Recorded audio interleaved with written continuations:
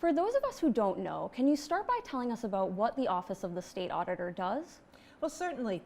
Thanks for the opening question, Jessica. So I am a constitutional officer. So I am part of the executive branch of government, like the governor, treasurer, etc. I run for the position every 4 years. The role was created back in the middle of the 19th century, 1848, as a matter of fact. If it were to be created today, I think that it would be called, instead of the Auditor's Office, the Chief Accountability Officer for the Commonwealth. Because what we do is make sure, our main function is to make sure that agencies not just can account for the money that they're spending in state government, but they can also explain to us how it is that they use that money. What are the programs that they created? Who are they serving with the money? We go in and we ask, can you do it more effectively, more efficiently? Are you really meeting the mission of your agency as it was laid out in the law? And are all people in the Commonwealth getting equal access to the benefits of the programs that state government creates? So that's why I say it's about accountability. It's how did you spend the money, but what did we get for it, and how might we do it better, so that we can save taxpayers money and deliver better service. That's mostly what the office does. We also have a bureau, though, of special investigations, which investigates public assistance fraud, whether it's food stamps or daycare vouchers or the state's Medicaid program known as Mass Health. We want to make sure that only people eligible for those benefits are gaining access to them. And then the other important thing that we do is we run the Division of Local Mandates, which really is sort of an advocacy within state government for local government, because we make sure that if the legislature passes a law that puts new requirements on cities and towns, that they are funding it if that's what the law calls for. I was in the legislature years ago. I know that sometimes we have all these great ideas that we just want to tell cities and towns to implement, but it takes money, and we have an obligation to fund our great ideas. And next, can you tell us a little bit about yourself and your career in public service? Well, I can assure you that nobody who knew me back in my 20s would ever have thought that I was going to be the state auditor one day. I certainly didn't think that I was going to be. But I got involved in local government and politics while I was still in college. And so right out of college, I went on an internship with a state representative from the town of Holbrook. And I was in his office learning about the legislative process and the role of state representatives. And then I got hired by another state representative. I was her aide until she retired. And then, lo and behold, I found myself running for her seat. So I first got elected to the legislature when I was 28 years old. And I was there for eight years. I became a lawyer along the way, and I did regulatory work and represented big companies and small companies and nonprofits, and then I got stayed active in politics all those years and got engaged again with Governor Deval Patrick's campaign, and went back into state government with him as Secretary of Labor and Workforce Development. So I have been a policy maker, and as a cabinet secretary, I was implementing the policies that the legislature created and the programs that they directed the agencies to implement. And now in my final role in state government, it has been as someone who is evaluating the effectiveness of state government on behalf of the taxpayers and people who are dependent on government services. So that's the career in a nutshell. Excellent, thank you. And next, can you tell us a little bit about how your office collaborates with different agencies, departments, and lawmakers to help bring about change in the Commonwealth? Well, thank you, because the auditor's office doesn't have the power to force an agency to make any of the changes that we think are necessary. So if we audit an agency and find, for instance, that they aren't doing a good job of taking care of the state property that gets entrusted to them, we can tell them how they can improve their operations. They don't have to do that. We can tell the Department of Children and Families, which takes into custody kids who are neglected or abused, that they should be doing more to protect the health and safety of kids once they are in their custody. You don't want to take them from one bad situation into another. And so as we have done, we audited that agency and said, you know, you could be doing more. They don't have to do those things. So therefore, we do rely a lot on relationships that we have, not just with agency administrators to convince them to do what we recommend, but we also work with legislators who are interested in the topic of children in need of custody and care of the state. So we work with legislators who can help put the pressure on. Sometimes a recommendation that we make might require a change in the law, so we work with them to advocate for that change that needs to take place so the program can run more efficiently. Sometimes we say, well, the problem here is that you don't have enough staff. You need to put more money into this agency in order to get it working better. It's understaffed, and so we look to them for that. But we also look to outside groups, because there are lots of folks, whether they're advocating for children or for veterans or for the environment or for roads and bridges. There are citizens out there with whom we also interact to give us ideas as to what we ought to look at if we're analyzing a program. Where does the public think this program is going off the track? And then, you know, they can be a force for advocating for change as well. So it's really important that we maintain high standards in what we do, so that we have a good deal of credibility. We can't risk being wrong about things. We've got to be independent and objective and correct in order to help bring people along to see how we might make government work better together. Can you break down a couple of examples for our viewers of the ways in which your office and the work that your office does impacts their lives at the local level? Well, one of the things that we do that has a pocketbook impact, if you will, is through this division of local mandates. So as I said, we are there really to hold the legislature accountable to municipalities. So a very good example comes in the area of election laws. As you know, because of the pandemic, we accelerated the implementation of a lot of ideas that had been out there about extended voting hours or voting by mail, making it easier for more people to have access to the ballot, whether you are confined to your home, or you have other health or transportation problems, or your work schedule just makes it difficult to vote. The pandemic really helped find some solutions to what a lot of people had been clamoring for years. And so the legislature had a great deal of support for making some of these changes.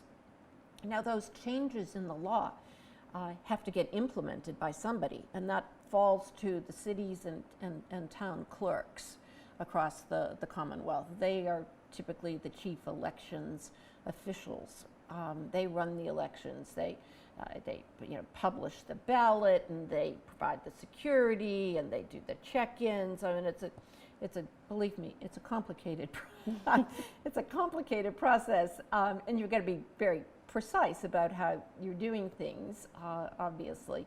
And one of the things they have to do is be mindful of the costs of doing these things, because if you are opening up more polling places days in advance so that people can vote in person earlier, then it's more people that you have to pay to check the voter in and to guard the ballot box and the like. And so the legislature passed this new law, and cities and towns came to us, my office, and they said, well, this is great, we agree with these changes, but somebody's got to pay for this because we didn't plan for this in our budget. And so it falls to the auditor's office to determine what parts of the new law require state funding and what can be assumed as a cost burden by the local taxpayers.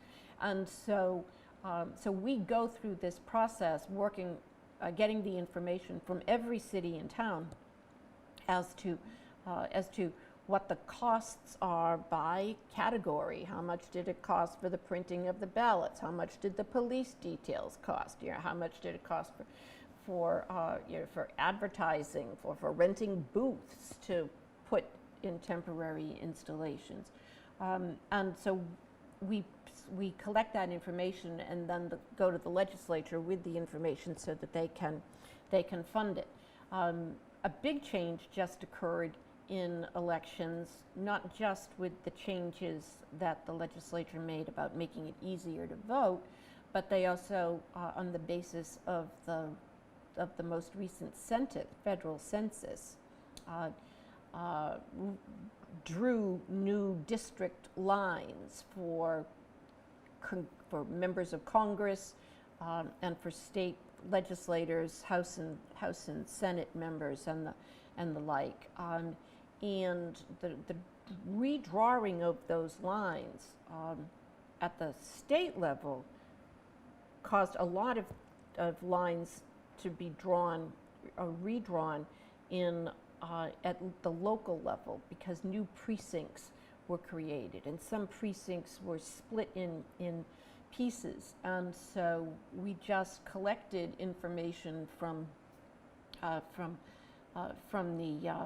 the city and town clerks and sent the information to the legislature. So just the change in creating new precincts adds costs to Walpole by more than $2,000. Now, $2,000 doesn't sound like a lot, but if you're the town clerk and you don't have $2,000 in your budget, what are you going to do? And those costs have been escalating. So there's a very concrete way that we make sure that the state government is doing right by local government and by local taxpayers. So there's a very specific local example for you. Absolutely. And Yeah. having served in office for 11 years now, can you talk about some of the accomplishments that you're most proud of and what you hope your legacy will be? Well, I had some rather specific goals when I went to the auditor's office. It was based on my having been a cabinet secretary, and when I was Secretary of Labor and Workforce Development, I oversaw 6 different agencies: unemployment and industrial accidents, workers' compensation, occupational health and safety, the apprenticeship program, and then the career centers where people go for employment assistance when they're looking for a job. And one of the things that really bothered me in government was how little information we actually had about how well programs, even programs that we were administering, were meeting people's needs. The data just isn't there. If you think that, oh my God, how much more information can the government collect from us, and how much more information can the government create? Well, let me tell you, we need more information. We need more information of the right types, so that then we can make rational decisions in government about how money should be allocated. So, for instance, when I was Labor Secretary, we went through the 2008 Great Recession, and a lot of federal money came in to help support people who were unemployed. In that recession, a lot of jobs just went away and weren't going to be coming back because the industries were changing. So I said, oh my, well, we have this great money coming in from the feds. What programs should we invest that are going to retrain workers and help them get jobs in the new economy? And I was frustrated because I really didn't have very good information about what programs were successful. I knew how many people went in them, I knew how many people graduated from them, but I didn't know whether they ever got jobs as a result of it. And that's the key piece of information.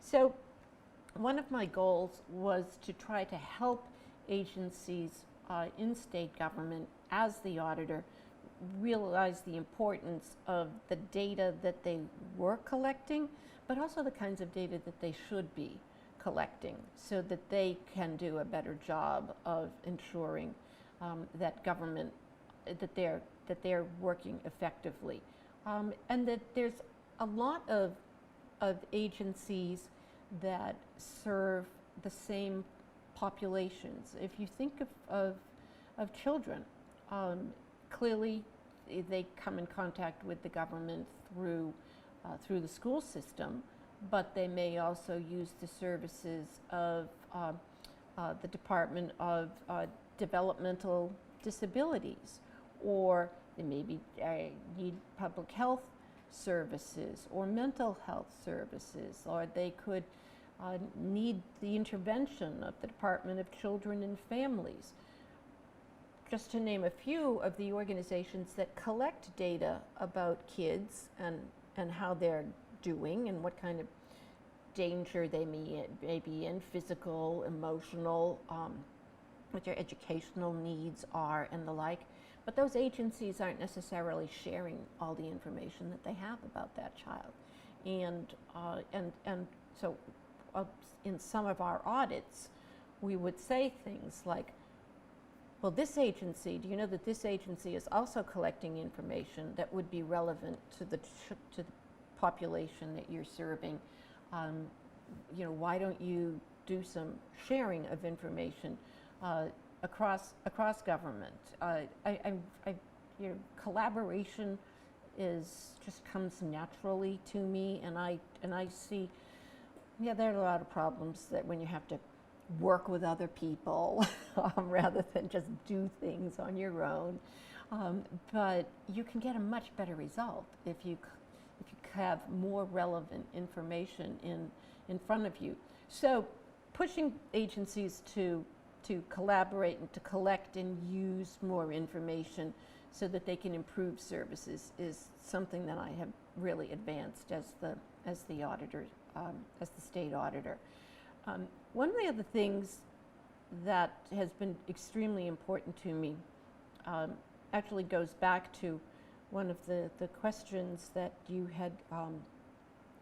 had asked earlier, and it has to do with how you convince agencies to implement your recommendations, how to take better care of equipment, or better serve a population, or make sure that water testing is done on a regular basis. You've got to have credibility. And in the world of government auditing, you get that credibility by meeting certain standards that are set out by the federal government. And when I went into this role, I found that a process that every government office should go through every 3 years, which is a review by other state auditors of how well you are meeting the standards that are set by the federal government. It hadn't been done at the Massachusetts State Auditor's Office for a number of years. And so I invited them to come in, and they pointed out the areas of deficiency. And so bringing the agency up to government standards that ensure independence from the rest of state government, objectivity, that I'm not, that my auditors are not just pursuing my own little pet peeves and goals, because believe me, I have enough pet peeves that they could be quite busy doing that. But then to ensure the accuracy of what we're finding. I mean, to make sure that we were considering all of the available information, not just a part of it to reach a predetermined conclusion. It's the whole body of information that's available. So we now adhere strictly to those standards. We pass all of our subsequent reviews with flying colors. We are the only state agency that gets audited by other state officials from other states. So we get a clean bill of health from outside of our own state government. So being able to do that, make that transformation, and to do so by investing a lot of time in staff and professional development. I really want people to acquire new skills and to move up within their chosen professions. That's been important to me, but so have the investments that we have made in IT, in what you can do with all of the data that we have access to in government, all of the information about how agencies are spending money, how many people they're employing, whether they're following the rules when they're contracting for different goods or services. But that takes it really, if you're going to really make use of that, it takes pretty sophisticated data analytics programming, and the legislature has been very supportive of my efforts to do this, and have made money available so that we can really invest in IT, and we have been on the cutting edge among state auditors across the country in some of the work that we have done. We've won awards for our work in IT and in other areas. So I certainly want my legacy to be that of someone who was forward-thinking, focused on the integrity of the office, the credibility of the office, how the office can serve to not just save money, but to deliver better services. That's what the auditor's office is all about. And what that, I hope, leads to is increased confidence by the public in their state government, that they know that there's somebody that's watching out for these things. We can't be everywhere, at the same time. But the idea of opening things up, being transparent, calling out the good and the bad that's going on in state government, that's important for public trust. Absolutely. And this being your final year in office, can you tell us a little bit about what you're focused on your last year in 2022? Well, we are going to be doing a number of audits that look at how the state has spent some of the federal money that has come in to deal with the pandemic.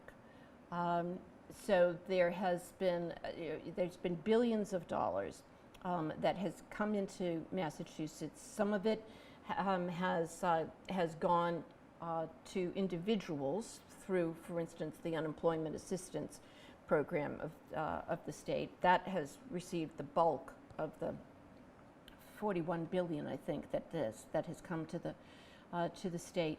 But there's also been money that's been made available for state agencies, Department of Public Health, for instance, setting up testing sites and vaccination sites, but also higher ed, the schools, state colleges and universities and community colleges were given money to help students deal with their debt. So there was some student debt relief there. We want to make sure that that was all properly spent, and a raft of other programs in areas like housing assistance and in I mentioned education and in public safety and the like. Food stamp expansion, and so we are looking at the spending of that money, first of all, to account for it, make sure that it was spent according to the rules, but we're also looking at it to see whether it was spent equitably. Now, we're hearing a lot about equity and social justice, and it actually does have a place in the work that the auditor's office does. So we're going to be looking to see, for instance, in the housing assistance, some housing assistance went to landlords, some went to individuals. So for the landlords, was it just the big corporations that have big apartment complexes that was able to access that relief, or was it the guy down the street who had broke his home into a two-family so that he could have income? So it could be big companies versus small companies. It could be poorer folks versus your middle income folks. It could be, did the Black and brown people get access to the same quality of testing and vaccination information as did people in the whiter suburbs? So we're looking at equity in that, we're doing it not just because I think it's right.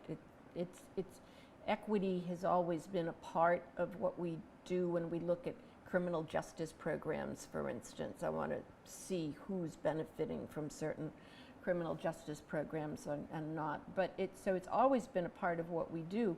But it also is a requirement that states spend this pandemic relief money with an eye on equity. It was stipulated in the legislation passed by Congress that states ensure that there was equal access to all of these relief programs, and so we're going to see if the state made good on that requirement. Excellent. And finally, as you may know, thousands of local newspapers across the country have recently closed in previous years. I'm wondering, from your perspective as state auditor, can you speak a little bit to the role that local journalism plays in maintaining and fostering accountability and transparency within government? Well, the founders of our country recognized the importance of a free press. Not just that it be free, but that there be a press, a viable publication industry, so that ideas could be shared, so that information could be shared. You can't really have much of a sense of community if individuals are living in isolation from one another and don't have means of informing themselves as to what's going on in the community. And so the loss of local media, I think, is really a highly regrettable phenomenon. It means that there are fewer eyes on meetings of local governmental bodies, and therefore a lack of reporting on it. So people don't know what their local government is doing. They may not know when town meeting is taking place, never mind what's on the agenda. They don't know about the programs that can offer assistance to them or their family members in the case of a death or a drug overdose. You don't know what's around locally. It leaves you not just wondering, but kind of susceptible to information that you may get online that may be misleading. You don't get to see what are the good things that other community organizations are doing. So I think it's really destructive of our community and therefore also of our democracy. To read the opinion pages of newspapers was always a great way to kind of keep your pulse on what's important in town, what the issues are that people are most concerned about, because it's not just a vehicle for getting information, it's also a way of conveying information to get your message out there and get it reported. I know from having been in the legislature back in the 80s and 90s versus being in the State House now, what the loss of those local papers means in terms of the public's understanding of what happens at the State House. When I was there as a legislator, every community of anything over, 50,000 people had a local daily paper, and they had somebody working at the State House covering what was going on in the legislature, in the governor's office, across the rest of state government. They're all gone. They're all gone from the State House. And if you look at your daily papers, the Globe and the Herald, you'll find comparatively little information about what's going on at the state level. They cover politics, but they don't cover issues. They don't cover policy. They don't cover the making of policy. You don't have as many voices that you hear from within the legislature. You don't really know who's really calling the shots, who the leaders are in the legislature. You're half blind to what your government is doing, and it's the same at the local level.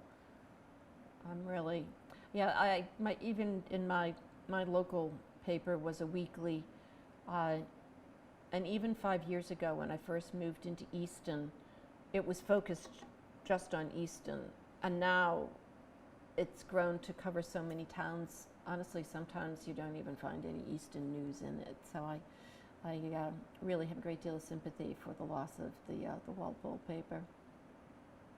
Well, thank you for your input on that, and thank you again so much for joining us today. It's been great. my pleasure to speak with you. Thanks. Thank you.